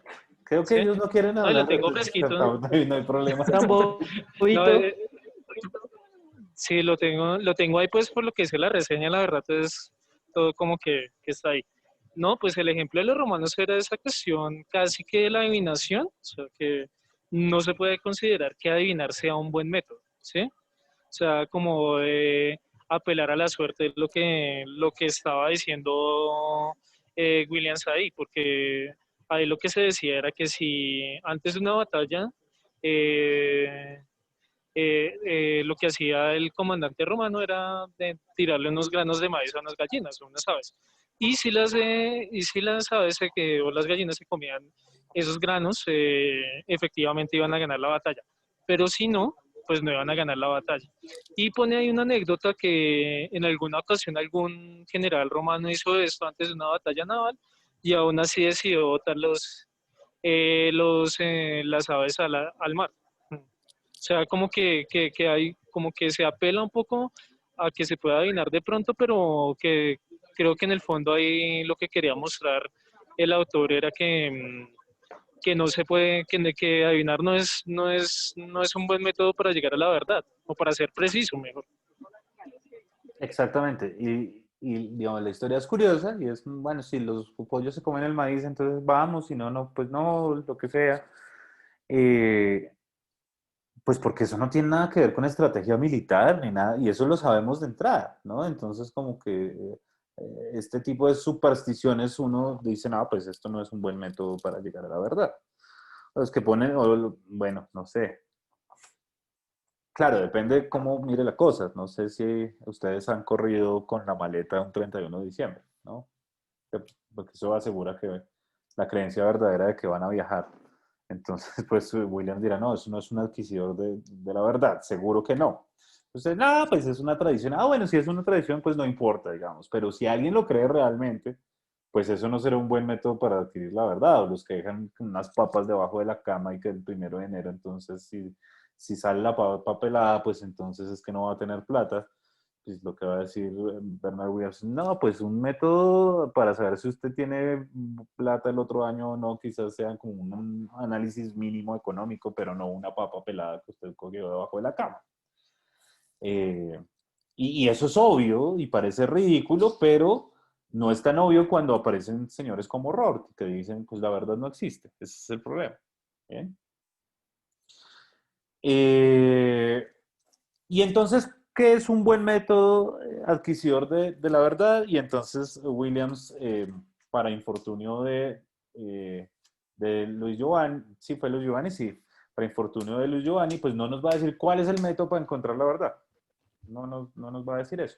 Pero nos va a decir qué característica debería tener. Y es una característica que parece tautológica, pero no lo es tanto. Y está en la página 136. Vea, el método es que si P, lo haga uno creer que P. Y si no P, lo haga creer que no P. Y punto. Y entonces el asunto de los pollos o las papas peladas o correr con la maleta o lo que sea, pues no cumple esta característica. Ni Walter Mercado va a cumplir esta característica, ni la astrología en general, ni los brujos cumplen la característica de que, si es el caso que P, nos lleve a creer que P. Entonces, un método bueno para que sea adquisidor de la verdad es el que nos diga que si sucede algo en el mundo, nos lleve a creer en eso. Si no, no. Entonces, por ejemplo, piensen en malos instrumentos de medición. Yo estoy poniendo como ejemplos donde claramente son malos adquisidores de verdad, pero puede haber cuestiones más sofisticadas. Entonces, fíjense en desarrollos tecnológicos para medir movimientos de partículas subatómicas o lo que sea, y eso es una cosa complicadísima. Y allí también se puede hacer la distinción entre buenos y malos métodos. Entonces resulta que si la partícula se mueve de tal forma, pero el instrumento que tengo para medir la partícula no registra ese movimiento, pues el instrumento está mal. El método es malo. ¿Por qué? Porque dado P me hizo creer que no P, o al revés, dado que no P me hizo creer que P. Entonces esto que parece tautológico no lo es tanto. Entonces es un poco más complicado. O sea, lograr que un método cumpla esto no es fácil. ¿Bien? Ahora bien, volvamos a los obstáculos externos. Con los obstáculos externos, estamos hablando de esto, recuerden, porque habíamos dicho que la precisión tenía dos características. Una tenía que ver con la voluntad del investigador y la otra tenía que ver con los métodos, y con este rollo de los métodos salía la pelea con Rorty. ¿Bien? Si existe la verdad o no. Básicamente la respuesta de Williams a Rorty, recuérdenlo, es doble. Primero, yo no puedo entender cómo Rorty habla de justificación sin apelar a la verdad, porque son nociones distintas pero inseparables. Que algo esté justificado significa que alguien tiene buenas razones para creer que ese algo es verdadero. Entonces no puedo separar las dos cosas. Y lo segundo es devolverle la pelota a Rorty y decirle, listo, Rorty, bueno, supongamos que no existe la verdad. ¿Cómo distingue usted entre buenos y malos métodos? Por eso es que estamos hablando de eso. Por eso está la pelea con Rorty. Estamos hablando de la precisión y recuerden que la precisión es como un amor a la verdad y es un amor a la verdad, es una virtud que surge en el momento en que investigamos, y cuando investigamos hay obstáculos externos y obstáculos internos. Los obstáculos externos son el mundo mismo, los obstáculos internos somos nosotros. Pero ambas cosas están relacionadas. Porque vean lo que sucede. ¿Qué significa que el mundo sea un obstáculo? Ya lo sabemos, que normalmente cuando tratamos de averiguar algo resulta ser muy complicado, resulta ser muy difícil. El mundo no se deja atrapar con tanta facilidad, el mundo se nos escapa entre los dedos, el mundo parece huir a nuestras intenciones de agarrarlo. Y cuando eso, digamos, intenta huir, estoy antropomorfizando al mundo, lo que quiero decir es, no es fácil capturar la esencia del mundo o el orden natural de las cosas, es difícil saber cómo es la estructura del mundo. Claro, estamos en pleno siglo XXI y sabemos muchas cosas más que antes, pero igual, aún así, es muy difícil saber cómo es el mundo. Nadie sabe cómo empezó el universo, la ciencia cierta, por ejemplo. Y es muy difícil averiguarlo, ¿bien? Ahora, si alguien es un físico teórico que se dedica al estudio del Big Bang y al estudio sobre el origen del universo, y ante la dificultad que supone el hallar la respuesta a cómo se originó el universo, ante esa dificultad, pues empieza a ser perezoso, pues hombre, acá hay algo que está mal. No, si nosotros decimos como, oiga, no sé cómo inició el universo y ya está, pues no importa. Pero recuerden que hay una división del trabajo epistémico, y si hay un físico que se dedica a averiguar cómo es el origen del universo, y porque es muy difícil averiguar cuál es el origen del universo, le dio pereza y empieza a ser imprudente epistémicamente, pues algo está mal con este señor. Aunque es muy difícil encontrar la estructura adecuada para desarrollar la vacuna contra el COVID. Pues puede ser muy difícil, pero si esa dificultad, si ese obstáculo nos hace rendirnos, pues ahí el problema, ¿cuál es? ¿El mundo o nosotros? Pues nosotros. Por eso cuando Williams decía que el obstáculo externo se representa internamente y que el obstáculo interno somos nosotros mismos, lo que está queriendo decir es, ante la dificultad que supone que el mundo sea comprensible, si nosotros desfallecemos en el primer intento o en el segundo, lo que sea, e incurrimos en imprudencia epistémica, pues el principal obstáculo ahí no es el mundo, somos nosotros. Porque nosotros en algún momento decidimos autoengañarnos o generar pensamiento desiderativo o lo que sea. ¿Bien? Ok, no sé cómo la vean hasta acá.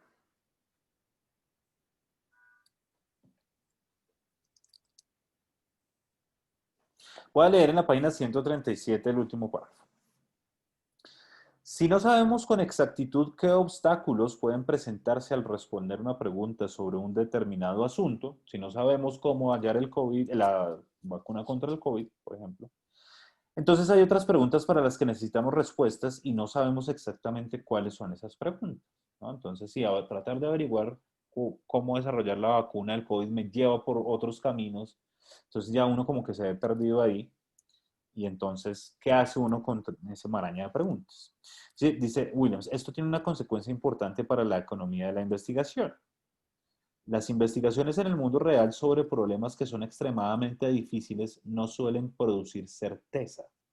Y la búsqueda de certezas sería o imposible o costosa hasta el absurdo en esfuerzo y tiempo. Eso es lo que está pasando hoy en día. Cuando se le exige a las farmacéuticas, o ellas mismas se exigen, sacar ya en un mes la vacuna. O sea que la cosa es muy complicada porque es que una investigación de esas merece esfuerzo y tiempo, pero se requiere ya. Entonces, cuando esto pasa, cuando fenómenos como estos pasan, puede ocurrir una serie de cosas gravísimas, ¿no? Y es que salga una mala vacuna. Simplemente porque necesita venderse. Ese es el gran problema de estos asuntos, ¿no? Así, muy a menudo dejamos varias avenidas inexploradas. Y esto quiere decir también muy a menudo que no sabemos con exactitud qué avenidas han quedado inexploradas. Pues puede que el camino a la vacuna más eficaz fuera otro, pero todavía no lo sabíamos, porque es que necesitábamos vender la berraca vacuna. Lo cual significa, además, que puede ser difícil decidir cuándo se ha invertido suficiente esfuerzo en descubrir la verdad sobre un determinado asunto, con la consecuencia de que es fácil convencerse a uno mismo de que ya se han tomado demasiadas molestias, cuando la verdad es que se tiene una razón de otro tipo para no molestarse más. Es decir, cuando una farmacéutica de estas dice, no, ya tenemos la vacuna, ya está. Pero resulta que no ha explorado todas las posibilidades, se quedó con la primera y quizás la primera sea ineficaz, pues el fenómeno que está ocurriendo es un autoengaño. Se están autoengañando de que ya, esto es el asunto y punto. Cuando en el fondo saben que la cosa puede ser mucho más complicada. Así pues, los obstáculos externos para el descubrimiento de la verdad resultan estar con frecuencia en alianza con obstáculos internos. Entonces, pues de nuevo, hallar la vacuna del COVID es un obstáculo externo en sí mismo, pero eso en alianza con la pereza epistémica, o en este caso sería con lo que Susan Haack llama una investigación de pega, y es investigación al servicio de, pues genera justamente que haya todo menos precisión. En el nivel más obvio, la pereza, pero es un caso más interesante cuando se trata de deseos y anhelos que tienden a subvertir la adquisición de creencias verdaderas. En este caso, el deseo simplemente de ganar dinero, vender la vacuna, etcétera, etcétera. ¿Bien?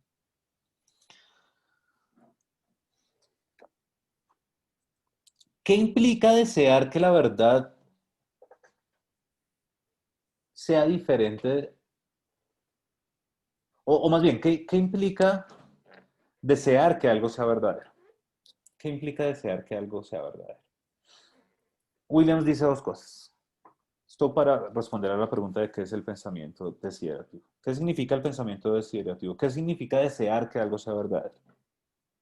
Entonces, que uno quiere que la teoría sea verdadera porque es la de uno. Esto es más o menos lo que Susan Haack decía, ¿no? Y es, no, pues es que si resulta que la creencia resultara verdadera, pues es uno mismo avanza, ¿no? Entonces, eso es lo primero, dice Williams en la página 138. ¿Cómo es posible un deseo así, desear que algo sea verdadero? Este puede asumir dos formas diferentes. Una de ellas es que yo quiero que cierta creencia o teoría sea verdadera, no debido directamente a su contenido, o sea, no me importa lo que diga ahí, sino debido a alguna otra característica que tiene la creencia o la teoría, en particular, que es mía, declarada por mí, publicada por mí, o algo por el estilo, porque es mi tesis, entonces, pues, maravilloso. Pero yo quiero que sea verdadera con independencia de lo que diga mi tesis.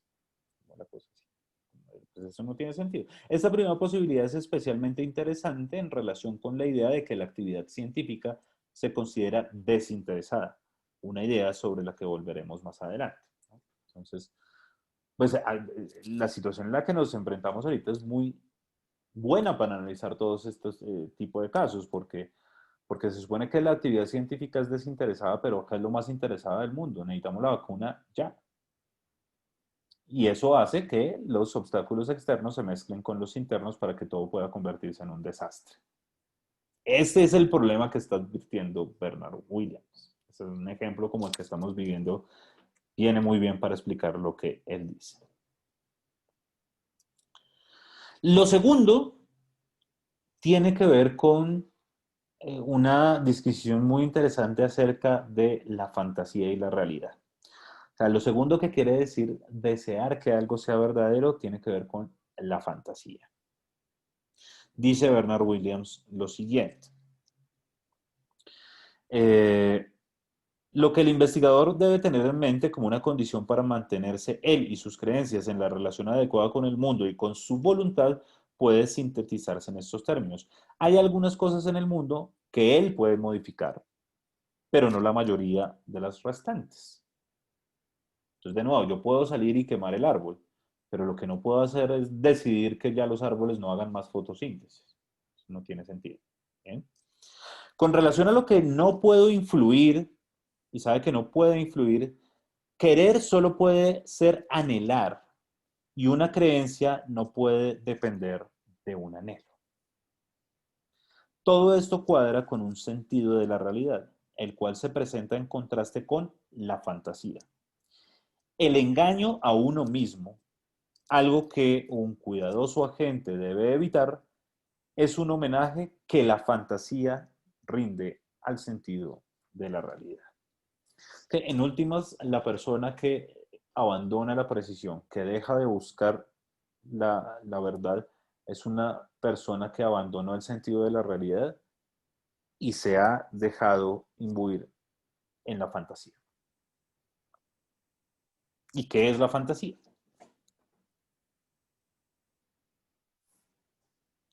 Pues la fantasía ya es la locura total, porque ahí la fantasía es pensar que el mundo es como uno quiere que sea. Está bien que quien hace literatura juegue con la fantasía, eso no hay ningún problema allí. Pero que eso lo haga no solo quien escribe novelas, sino todo el mundo, porque ajá, pues ya eso es construir un mundo de mentiras para vivir allí. Eso sí suena súper anti-Nietzscheano, lo que está diciendo Williams acá. Que Nietzsche dice todo lo contrario. Dice, sí, somos creadores de mentiras y de fantasías todo el tiempo. Ok.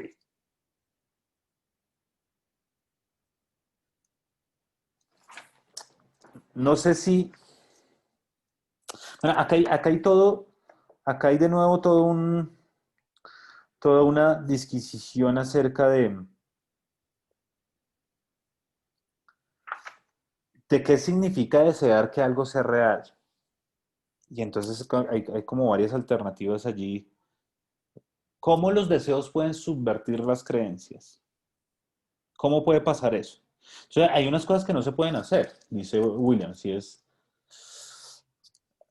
Bueno, el primer ejemplo de hecho no me gusta tanto porque yo creo que uno sí se puede engañar ahí, pero tiene que ver con deseos sobre el pasado.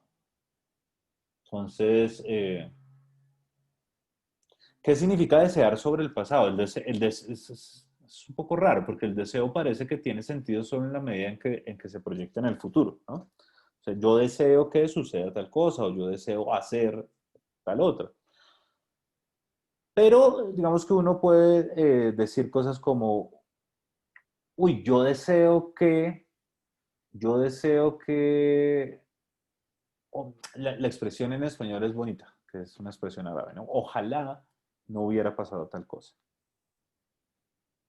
Ojalá no se hubiera muerto mi familiar. Eso es desear cosas sobre el pasado. Listo, y uno puede desear cosas sobre el pasado quizás, ¿no? Entonces uno puede desear que el familiar que se murió esté vivo. Eso tiene sentido. Pero lo que no puede pasar es que del deseo pasemos a la creencia. Porque ¿qué pasa? O sea, ¿qué pasa en el momento en el que ese deseo se convierte en creencia? Si a mí un familiar se me murió y yo deseo que no estuviera muerto, y a partir de ese deseo formo una creencia de que no está muerto, ¿qué pasó con mi cabeza? Me enloquecí. Ese es el problema del pensamiento desiderativo, que está al borde de la locura, o es locura, porque es transformar a algo que hace parte del reino desiderativo en algo que hace parte del reino de la realidad, de las cosas.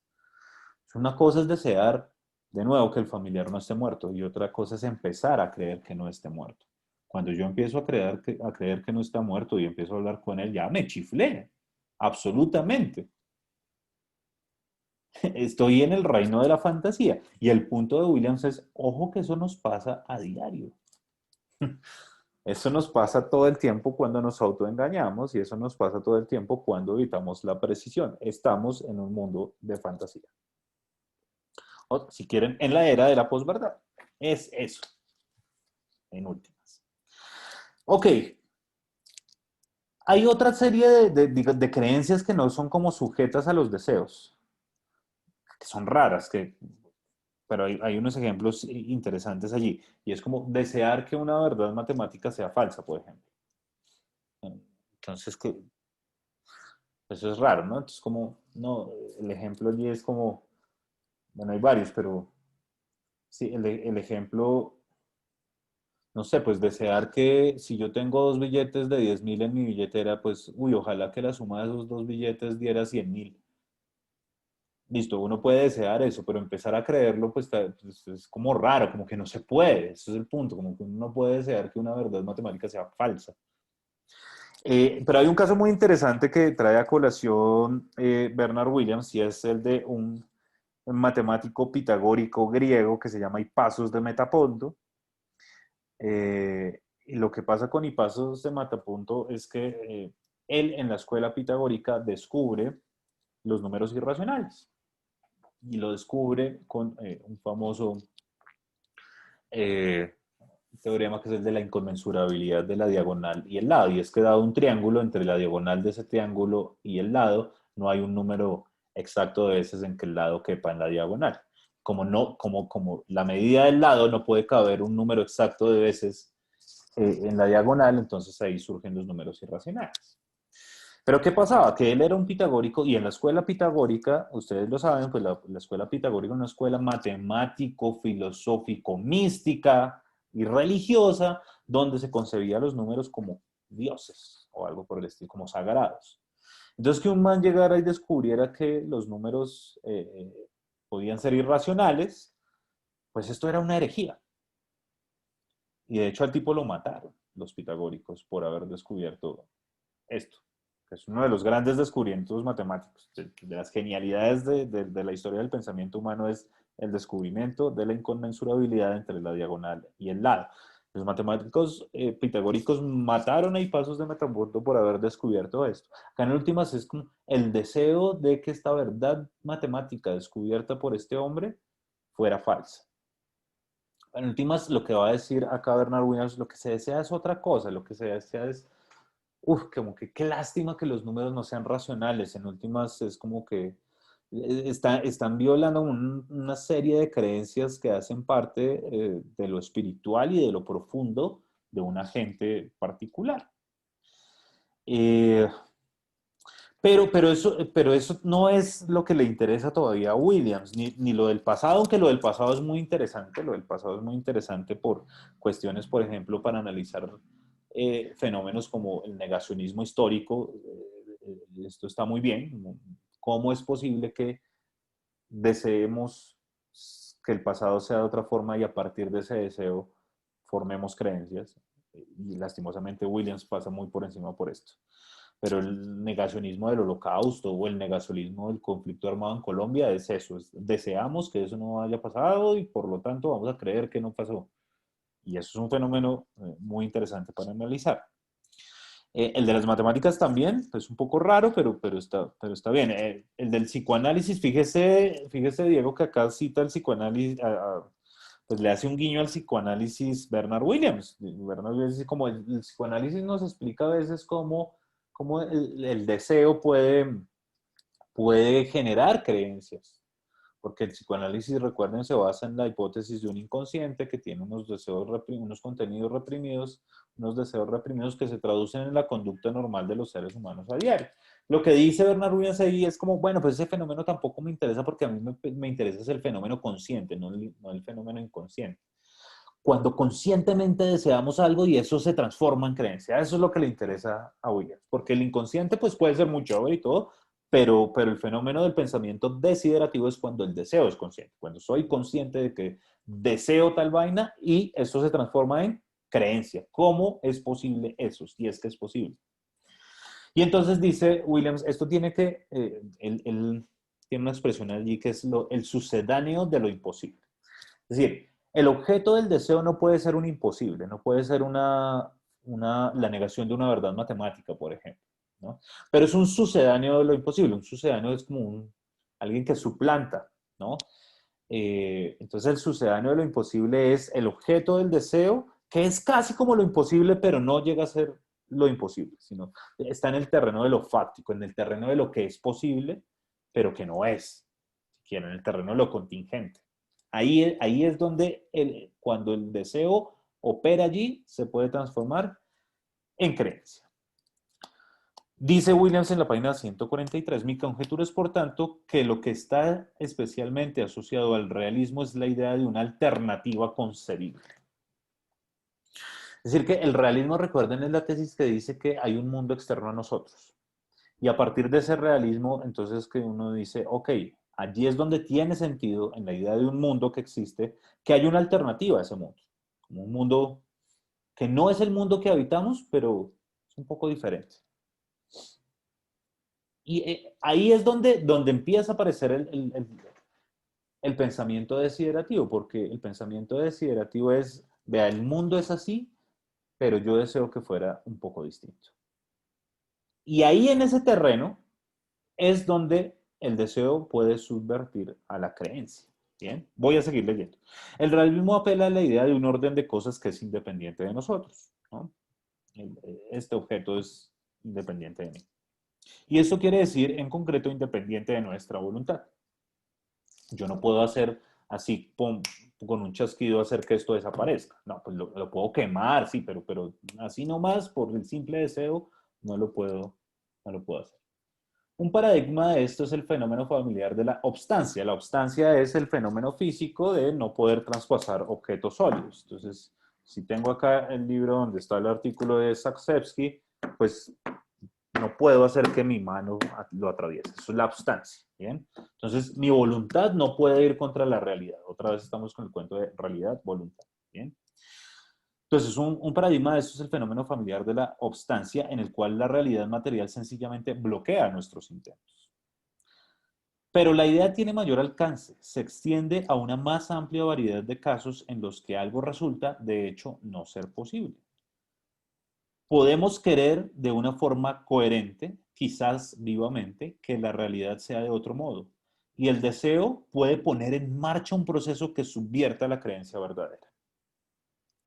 Esta posibilidad es tan importante que una de las virtudes básicas de la verdad, la precisión, se propone afianzar la resistencia frente a la subversión por medio del deseo. Es decir, ¿dónde opera la virtud de la precisión? En hacer que nosotros no sucumbamos a dejarnos seducir por esta realidad concebible y alternativa, por esta realidad deseada. Cuando eso pasa, dejamos de ser precisos. Y cuando eso pasa, llegamos al autoengaño. Y llegar al autoengaño es llegar a la locura, a la fantasía. Esta es precisamente una de las cosas que están implicadas en la idea de mantener la realidad bajo riguroso control. Pero se apela a esto solo en los casos en que hay un deseo posible y por tanto una subversión posible inducida por dicho deseo. Ahí es cuando opera el autoengaño. Por eso Bernard Willis va a decir si el autoengaño sí es posible. En algún momento sabemos que P, pero nos dejamos seducir porque no P. Y ahí se subvierte todo. Ok, faltan 15 minutos y ustedes están cansados. Hay esta última sección que me parece maravillosa y que creo que ustedes deberían releerse, sobre todo esta última sección que tiene que ver con la relación entre la precisión y la libertad, entre la búsqueda genuina de la verdad y la libertad. Para Williams, una manera en la que podemos ser libres es atenernos a la búsqueda de la verdad. En la búsqueda de la verdad podemos ser libres porque allí nos enfrentamos al mundo, a descubrir cómo es. Y no nos enfrentamos a otra voluntad que nos cohíbe. Ese es el punto. Y cuando centramos todos los esfuerzos en averiguar cómo es el mundo, entonces las voluntades que interfieren con nosotros y que no nos dejan ser libres, dejan de ser relevantes. Esta es como la tesis que va a defender acá Bernard Williams. Dice Bernard Williams en la página 144 lo siguiente. Como con la sinceridad, el hecho de que la precisión pueda tratarse coherentemente como si tuviera un valor intrínseco contribuye en sentidos importantes a que tenga un valor instrumental. Por supuesto, nos sirve. No solo en el sentido bien conocido de que las verdades científicas tecnológicamente provechosas surgen muy a menudo de la investigación pura, es decir, tenemos computadores porque alguien investigó sobre física cuántica, pues, básicamente, tenemos estos computadores y nos podemos comunicar, sino en el aspecto más personal de que, como veremos, el deseo de un científico de descubrir y aferrarse a la realidad puede mantenerse contra fuerzas tales como la corrupción política y el terror. Y acá la cosa se pone un poco romántica, pero el punto es que incluso ante las adversidades más terribles, el deseo por atenerse a la realidad y a la verdad puede mantenerse en las peores circunstancias. Es lo que va a decir acá Bernard Williams. Acá viene el ejemplo del premio Nobel que tenía motivaciones non sanctas, y viene la disquisición sobre el Platón de Williams, que es muy interesante. Acudiendo al mito de la caverna, que todos seguramente conocen, que nos hace pensar en que la verdad está por allá en otro mundo, que era lo que discutíamos la vez pasada, etcétera, etcétera. Williams tiene una lectura del mito de la caverna un poco distinta, porque es, según su lectura, que en este mismo mundo es donde podemos liberarnos de la caverna. Porque en la alegoría de Platón igual el sol es un elemento natural, es el mundo material el que está ahí. Y es en este mismo mundo material en el que nos podemos liberar de una cárcel. Esa es la lectura que es una lectura no dualista que tiene Williams de Platón. Voy a leer en la página 145 un parrafito. Una versión más sutil del platonismo sugiere que las formas más abstractas de ciencia natural pueden ofrecer una idea de pureza y de liberación debido a que su contenido y su interés para nosotros trascienden todos los asuntos humanos. Su contenido se propone ser una representación de la naturaleza que hace abstracción en el grado más alto posible de las peculiaridades, perspectivas de otro tipo de los seres humanos. Puede dar la impresión de que al hacer abstracción de nuestras condiciones epistémicas mediante tal indagación, también nos alejamos de las sórdidas y represivas limitaciones de nuestra vida política y social. Como que pasar de la caverna a la luz consiste en liberarnos de la angustia política y social en la que vivimos a diario. Si alguien tiene un interés absorbente en cierta materia, este lo alejará con toda seguridad del confín de la política, pero quizás lo lleve demasiado lejos en todo caso para expresar una idea de liberación que tenga algo que ver con la política. En sí mismo, esto permite liberarse de la humanidad en lugar de expresar una liberación para la humanidad. Entonces, como el riesgo de este platonismo, que no es un platonismo dualista, es lo que se le critica a los filósofos, es que los filósofos estamos desconectados del mundo real. Y en ese sentido es que ese platonismo puede llevarnos a que a través de un amor a la verdad nos desconectemos del mundo. Pero el caso interesante tiene que ver con Primo Levi, que de hecho Susan Haack terminaba su texto con la misma cita de Primo Levi acá. La cita de Primo Levi, se recuerdan, Primo Levi era un químico que estuvo en los campos de concentración nazis. Entonces dice, Primo Levi evocó refería a su compañero Sandro en 1939 la nueva dignidad y majestad que el estudio de la química y la física había adquirido en aquel momento. Era un antídoto frente a la inmundicia del fascismo que contaminaba el cielo, porque eran claras, distintas y verificables en cada momento, no un tejido de mentiras y vaciedades como la radio y los periódicos. Y este es ese sentido que Williams quiere rescatar de cómo la precisión, la veracidad puede generar libertad. Y el ejemplo es Primo Levi nuevamente. Entonces, Primo Levi está en un campo de concentración y sin embargo, estando en un campo de concentración, dice Primo Levi, allí puedo ser libre cuando investigo, porque cuando investigo no estoy frente a las mentiras y las vacuidades del mundo real. Acá estoy yo solo con el mundo. Y si abandono la precisión, pues el problema es mío, porque soy yo el que me pongo como obstáculo. Pero esta relación que tengo con el mundo es una relación honesta. No es una relación llena de toda la crueldad del mundo humano. Y acá entonces viene otra última pelea con Rorty que es más interesante a mi modo de ver que la anterior, y es una pelea acerca de cómo leer la novela de Orwell, 1984, que seguramente ustedes han leído, y si no la han leído, corran ya mismo a leerse esa novela, 1984. De las mejores novelas contemporáneas que pueda haber. En 1984, perdón, ¿alguien no ha leído la novela? Bueno, entonces no voy a decir nada sobre la novela. Vaya y se la lean primero. Y después relean estas últimas páginas de Williams que son maravillosas acerca de cómo Rorty y Williams están leyendo la novela de Orwell. Y en particular, cómo están leyendo allí la posibilidad de obligar a alguien a creer en otra cosa a través de la tortura.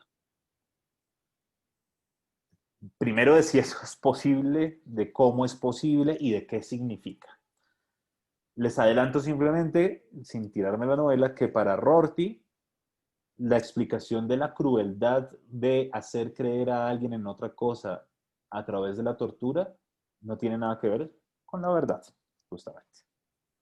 Porque, dice Rorty, vea, así le haga creer algo que sea verdadero a través de la tortura, pues eso es moralmente terrible. Mientras que Williams dice, no, acá el punto es que hacerle creer a alguien algo que es falso es violarle su libertad en pleno sentido, porque es violarle eso que Primo Levi tenía en un campo de concentración y era el modo de adquirir una relación honesta con el mundo. Y eso es lo que le está violentando a alguien cuando por medio de la tortura le hace cambiar sus creencias. Y así termina este capítulo de Bernard Williams. Léanse 1984 los que no se la han leído y los que ya se la han leído, échenle una repasadita, que es una novela maravillosa y para este curso viene muy bien para este curso. Es una novela distópica y escalofriante, que nos habla mucho más de nuestro presente de lo que podemos imaginar. Entonces, bueno, no sé si haya alguna inquietud o dejamos así. Yo sé que ustedes están cansados. Si no, no hay ningún problema. Recuerden que para dentro de hoy en 8, entonces tenemos la lectura de Sapkowski. ¿Listo? La lectura de Sapkowski.